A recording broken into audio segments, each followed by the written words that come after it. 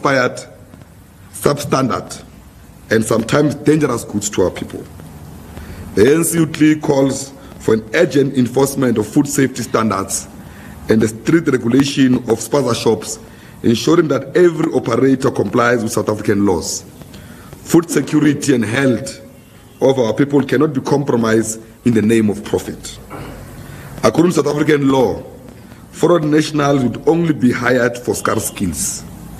We therefore call for spaza shops, supermarkets, hardware stores should be owned and managed by only South Africans.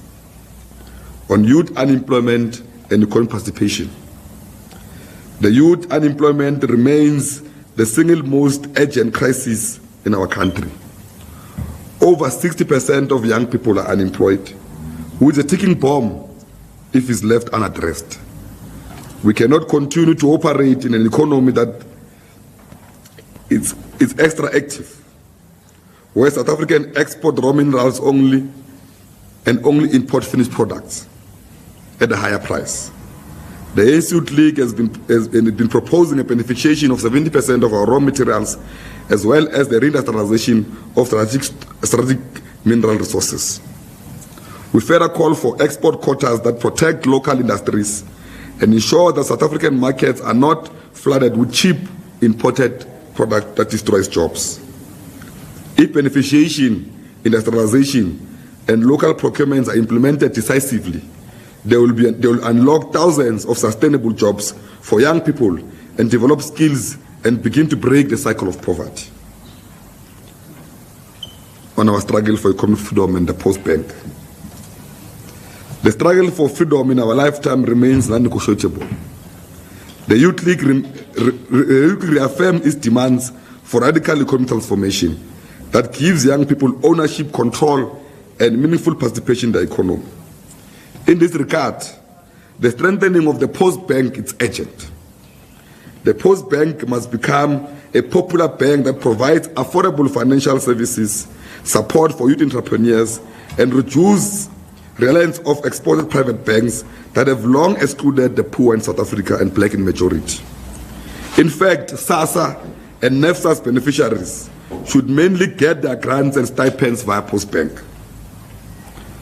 On the transformation of the education system, NEFSA's TVET colleges and the Bella Act. NEFSA's crisis has left too many young people excluded from the accessibility of their education.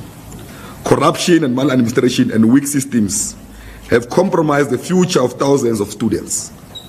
We demand that government act urgently to reform NEFSA's and create transparency and student-centered funding model that is efficient and free of corruption.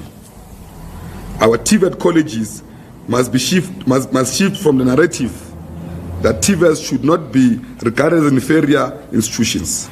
They must be seen as a center of excellence and that drives skills development. The NCC calls for each TVET campus to be resourced and specialized according to industries of needs. SETAs must use their budgets to invest in modern specialization, ensuring that graduates are work-ready and are ready to respond to the economic demands. On the Basic Education Law Amendment Act, that represents a step towards transformation of education. Yet the DA has openly resisted its full implementation. By rejecting the Pillar Act, the DA seeks to maintain the privilege and exclude majority from schools. The Youth League calls out the hypocrisy and harshness and demands that the Act gets implemented fully by its minister. As the Youth League, we cannot remain silent in the face where gender-based violence and the alarming levels of crime in our communities. Too many young people and young women and children continue to suffer at the hands of perpetrators. While many young men are being lost to violence and crime and drugs and gangsterism, we reaffirm our commitment to intensifying campaigns that mobilize communities against gender-based violence, to strengthening partnership with law enforcement, to advocate for harsher measures against perpetrators. At the same time, we believe that government must invest in youth employment as a preventive strategy. on the role of expectation of the newly appointed NYDA leadership. The ANC Youth League once again congratulates the appointed leadership of the National Youth Development Agency, which assumed office on the 1st of August 2025. We extend our best wishes as they embark on the important responsibility of championing the inspiration of the young people across the country. The Youth League expects a strong working relationship with the new leadership, one rooted in partnership, accountability, and agency. We urge them to serve with integrity, innovation, and to ensure that young persons are not left behind. On the decisive leadership of the ANC and the ANC Youth League. Our movement and our league requires decisive leadership that puts people first and resists factionalism. The ANC Youth League commits itself to build a youth league that is militant, disciplined, and rooted in the struggles of our people. The future of South Africa cannot be left to indecisive leaders and opportunists.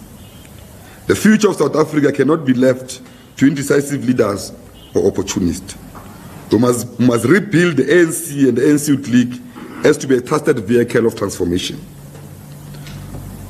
On the taxi violence, the ANC Youth League has noted and discussed the ongoing violence happening in our country. We call on SATACO to be decisive on keeping the violence. The taxi industry is an essential mode of transport for majority of South Africans, particularly workers and students.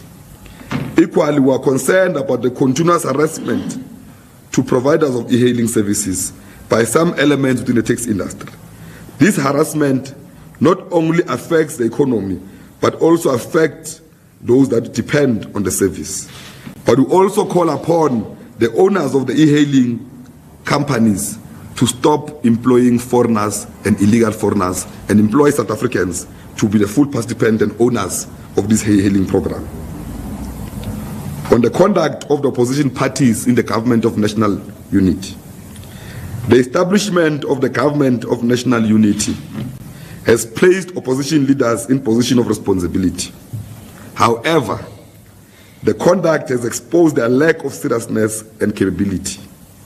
The DA continues to undermine the government's protocols and demonstrates arrogancy in the GNU.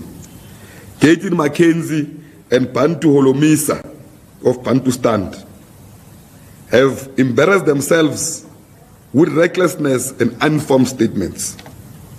These incidences have exposed the critical truth that many of these parties are not prepared to lead South Africa. They are driven by only populism and self-interest. On the national convention, the recent national convention for the purpose of the national dialogue excluded meaningful youth participation and representation, reducing young people to spectators in discussing about their own future. We state firmly, this cannot happen again. Any genuine national dialogue must put the youth at the center and must produce a clear outcome-based goal that prioritizes the economy, jobs, and the creation of education. Without youth, there is no future. The agenda of the national dialogue will re-emphasize it must be economy, inclusion of the economy. Anything else is a joke. On readiness of the NGC and the fundraising efforts, the ANC Youth League is ready, structures are mobilized, delegates are prepared. The discussion documents are on the table. The NGC will not be an inward-looking gathering. It will be a youth-led national dialogue, a real youth-led national dialogue where the church will cause the next and change decades to come.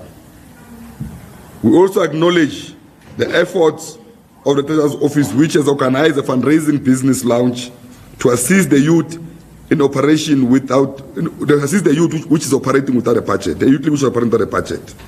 This is bound to an innovative step in proving that once again, that young people can be resourceful and solution-driven. If I get into that,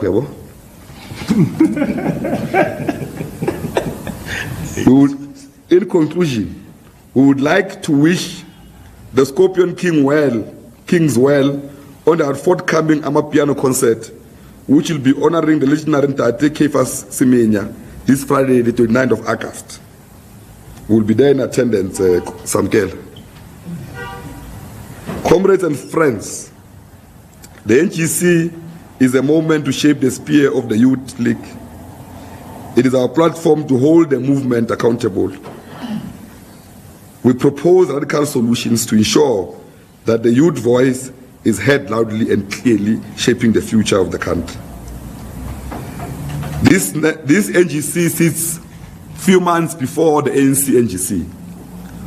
We're not going to the ANC NGC without a mandate from our own branches.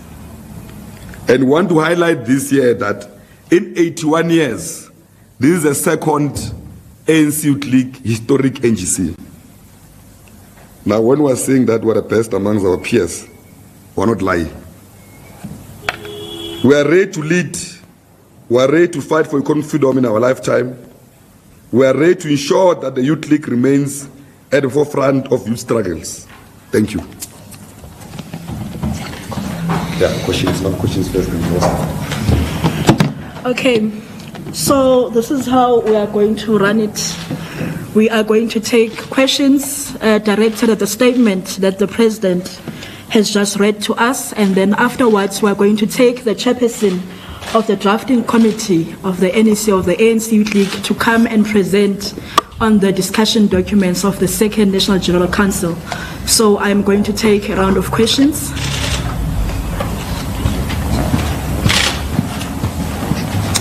I do note your hand, sir. So we are going to start with the gentleman there at the back, and then we are going to come down to the SABC. And then afterwards, there is also a hand up here in front. So we have these three hands for now. And can you please just, is there another mic? Okay, so the mic is already with you. Okay, you can go. Somlom, President, leadership of the Youth League and the room.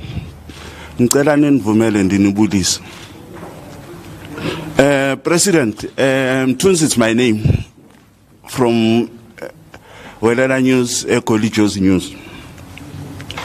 President, I just wanted to touch on three things that you just spelled now before us. President, when it comes to issue of spaza shop,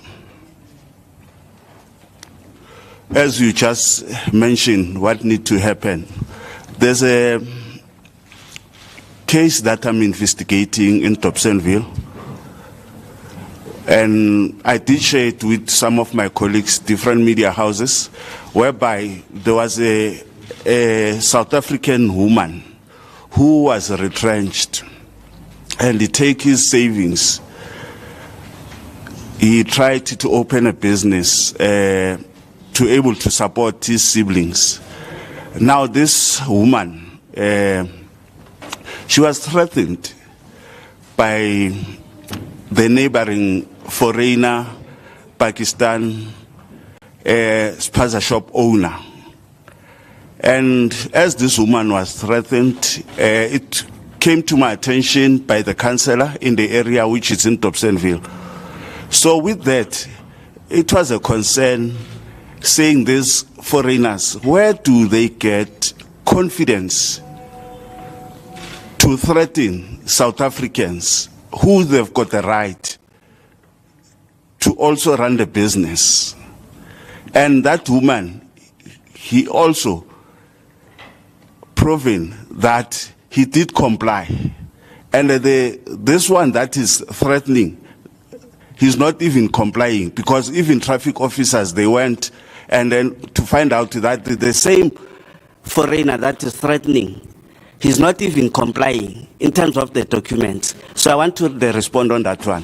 When it comes to EGPV, President, the country's been talking about this, This, it seems, it's a pandemic that doesn't stop. Who must die for this to stop? Because there was a case in Northwest, even their father, he was even responding on Monday, saying if this perpetrator has been released by the court for whatever reason, he will address that perpetrator himself. Will you blame that father to say that?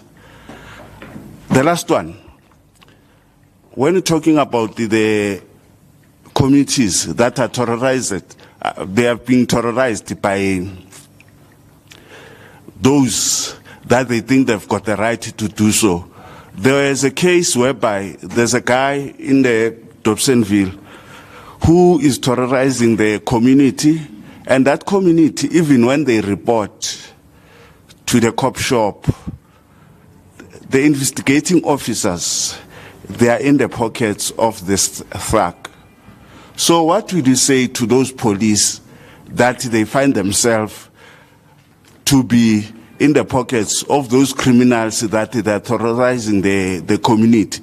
Because those police, if they're doing so, people, they're saying that the government is failing to save us. They are looking at the government. They are not blaming those individuals. So what will be your response to that? Thank you very much. Thank you. Yes. Samkele from the SABC. Two quick questions. President Ramaphosa has been criticized over the past few weeks of lacking proper leadership when it comes to providing solutions to the country's problems that beleague this particular country. What is the Youth League's view of the leadership of your president of the party and of the president of the country? Then secondly, on the issues of the national dialogue, your former member, last I checked, Nompendulo Mkajwa, is part of the Eminent Persons Group with a number of other young people. What have been your engagements with some of these young people who form part of this Eminent Persons Group that is tasked with collating and bringing together this particular national dialogue? Then on the issues of the economic transformation of the country and that the national dialogue should focus on the economy, what are the proposals the Youth League is bringing to the fore on the economic transformation of the country? Because recently you've heard the Minister of Mineral Resources and Energy, Kwede Mantashe, speaking about some of the proposals you put forward of beneficiation, saying that there must be a quotas of how much minerals are benefited in the country domestically in order to create jobs, and a lesser number of raw dust being exported into the international markets. What is your thinking on this particular framing of the economic question when it comes to the national dialogue? Thank you. Yes, please. Thank you. Thanks. My name is Yamtanda Kapa from News 24. I'm going to start with the national dialogue. And were you guys there? Let's start there. Did you attend the convention? Perhaps I may have missed your delegation. Did you have a discussion document that your own proposals? What do you think the convention was supposed to focus on? With regards to the president saying that the health system, education system is overburdened by an uncontrolled number of illegal immigrants, what are you basing that on? Because I think the facts are that the health system and education system has various issues, including shortage of medication with health and shortage of staff. What exactly are you basing this on? And are you not bordering on being xenophobic in your comments? And also, you're saying that Leon Schreiber must pull up his socks. He just arrived. Look, it's been a year, sure, but his predecessor is your own leader. So please, can you explain? Thank you. Thanks. I don't want to take a second round. So can I take any other hand that's there? Because remember that we still have to get the presentation on the discussion documents, and we will open another set of questions if they are based on the presentation we've received. So we'll take your one more question and then we'll go to the gentleman there at the back and then we go to responses. Okay. You also said, Colin, the future of SA cannot be left to indecisive leaders and opportunists. Please be explicit. Who are you talking about? Thank you.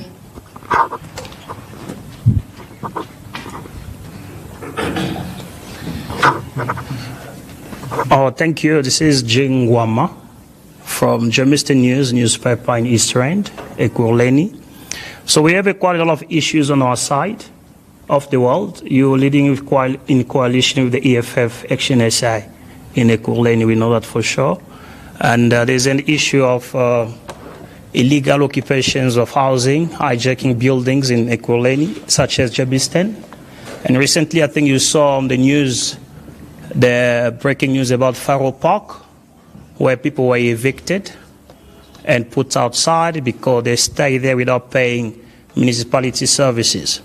So as the Youth League, and of course, your government is in power in Ekurhuleni with the mayor of Ekurhuleni, of course, he is from the ANC. Do you have a plan in terms of illegal occupations of buildings in Ekurhuleni? If you have information, you can give it to us.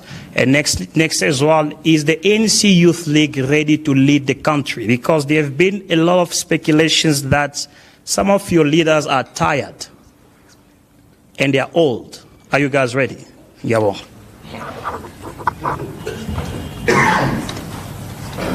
Okay, so we're going to take the SG first, and then afterwards the president will come in for the responses. Thanks, folks, and greetings to the media houses and listeners at home. I'll just take the one point on the SABC around what would have been our framing of what should be the framing of the national dialogue on the questions of the economy. Look, Samkela, the Youth League has been making propositions as it relates to the economy right from 2011, and we're not going to say it's new ideas that comes with the 26th National Congress. In 2011, the 24th National Executive Committee, together with the Congress itself, took a decision to formulate 7 cardinal pillars which are driving what we call the generational mission of economic freedom. The 26th National Congress reaffirmed that and expanded that. And we've been saying that the battle now for the South African soil is about transforming this economy to work for our people. And we've been very clear making proposition that we must industrialize our critical minerals in order to create industrial capacity or industrial development in South Africa, create economic opportunities and jobs. And that's what we're saying in the National Convention. We're saying we're not going to accept anything that is dragging us to other things that are not talking about transforming this country's economy, including ensuring acceleration of land reform. And that's what we're proposing in the national dialogue. Any national dialogue that does not resolve the land question and the economy is a mere waste of time.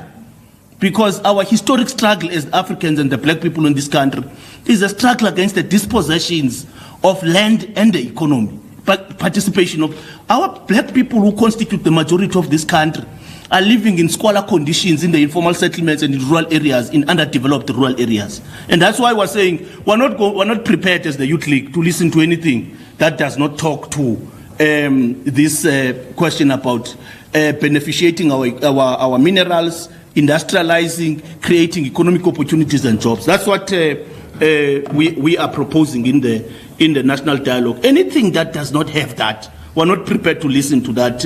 But we're also saying this national dialogue must be civil society led.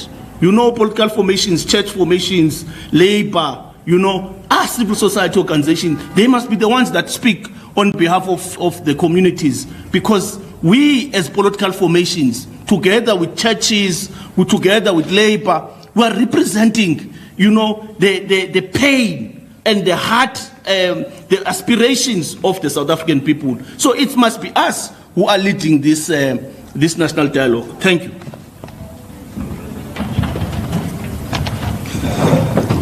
Thank you very much, SG. I think let's first agree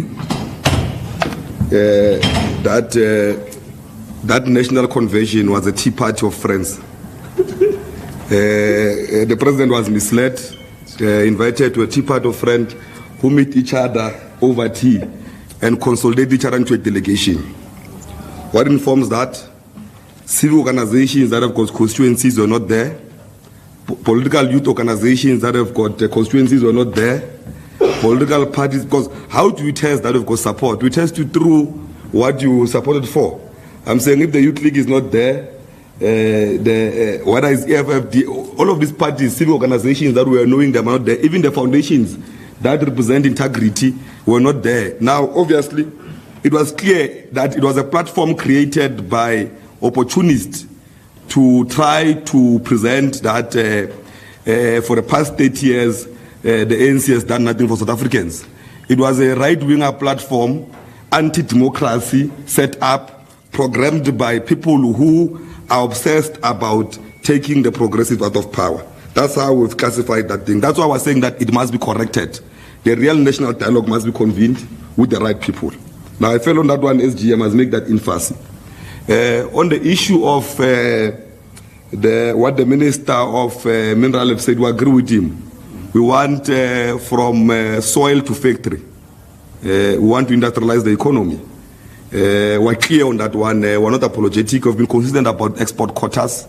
We have not moved from it. And with our new economic conditions and sanctions and all of these problems, you know why it's important that we create economic corridors and beneficiate our minerals here to create enough employment for our youth. And we strongly believe as the Youth League that if you create economic corridors and beneficiate in South Africa, the issue of unemployment will be the thing of the past. On the issue of spaza shops, foreigners doing it, we are aware of that. We've spoken against it. It's lawlessness. We can't have foreigners running around with guns, utilizing gangsters, saying that South Africans, the real owners of this land, must not participate in their own economy. Foreigners, if we go to a stage where foreigners do that, you must know we've reached a level of lawlessness. That's why I agree with the commission that has been set in place to investigate the corruption in the police and everyone that must enforce the law, because who allows those foreigners to do that? And we'll wait for the outcomes of that, and we're sure it will confirm that, which includes also the gender-based violence. The reason people end up taking the law into their own hands is because they no longer believe in the system, that the police will protect them anymore. And the moment people no longer believe that police will protect them, they will take the law into their own hands. And we can't afford as a country, as a young democracy, that we have lawlessness in this country. It will cause anarchy into the country. What do we mean when we say we want decisive leadership? We're clear. We want President Ramaphosa to decisively fire all ministers that are not implementing resolutions. We want the ANC to decisively remove all mayors, anybody else who's deployed by the African National Congress on behalf of the people of South Africa. They must be held accountable why there's no service delivery, why there's no implementations of resolutions, why there's chaos in this country.